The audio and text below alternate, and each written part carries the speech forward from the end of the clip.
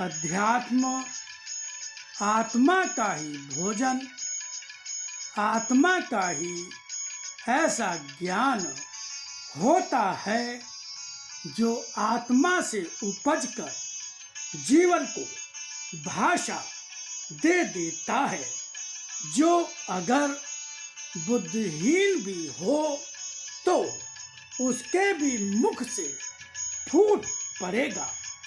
मनुष्य की आयु और बुद्धि, शिक्षा, दीक्षा किसी का भी कोई अर्थ नहीं होता जब आत्मा में समाया अध्यात्म भाषा पाकर वाणी का रूप लेकर प्रत्यक्ष हो जाता है।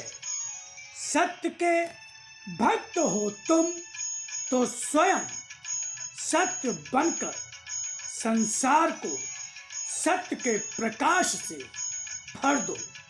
सत्य का भक्त जीवन के किसी भी द्वार से जीवन में असत्य को प्रवेश नहीं करने देता। मन में जब भी मेरी वाणी के विरुद्ध भावों को धारण करते शब्दों को छल भरी चादर से ओढ़ाकर मेरे सामने आते हो, कर्म तो स्वतः असत्य रूप में करने ही लगते हो, तब क्या अपने आप को सत्य का भक्त कह भी पाओगे? मैं सत्य रूप में ही अपने भक्त को भक्त कहना स्वीकार करता हूँ। यदि मुझसे मेरा प्यार चाहते हो तो भी मेरे अनुसार ही स्वयं को बनाना होगा। यदि मुझसे मेरी कृपा चाहते हो तब भी स्वयं को मेरा कृपा पात्र बनने योग्य ही बनाना होगा। कृपा पात्र बनने के लिए स्वयं को सुख, ऐश्वर्य और संपन्नता की ओर नहीं, त्याग की ओर ले जाना होगा। तुम्हारा त्याग ही तुम्हें भक्ति पथ पर बढ़ा सकता है।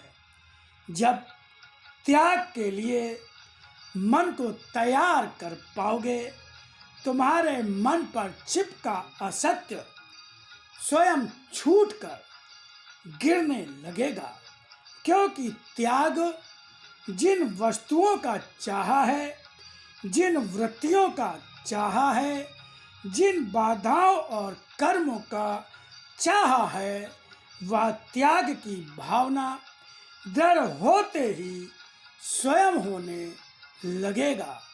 मनुष्य के मन की आसक्ति हर उस वस्तु, स्वाद, इच्छा और वृत्तियों से चिपकी होती है जो असत्य हैं। आसक्ति रूप से है तब रूप भी ठहरने वाला नहीं है। आसक्ति शरीर के समय से है, जो कभी तुम्हारा बचपन या जवानी कहलाता है।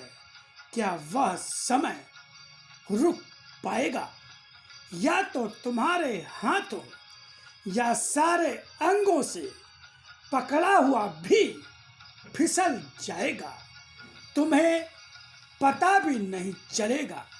आसक्ति अपने संबंधियों से करते हो, संबंधियों के स्वार्थ पूरे न होने पर वे भी तुम्हें छोड़ते चले जाएंगे। आसक्ति अपने पद, धन, संपत्ति, मकानों और ऐश्वर्य से करते हो। ये भी सब तुम्हारे साथ छोड़ देंगे, क्योंकि तुम्हारा अधिकार अपने प्राणों पर भी नहीं है।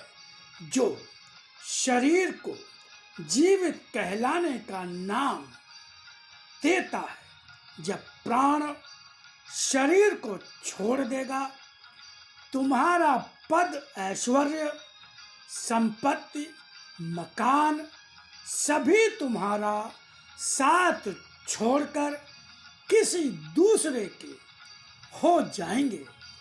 इसलिए आसक्ति छोड़ो, तभी जीवन में आनंद शब्द समझ पाओगे और आनंद का अनुभव करते हुए मुझे पाने की अनुभूति पाओगे।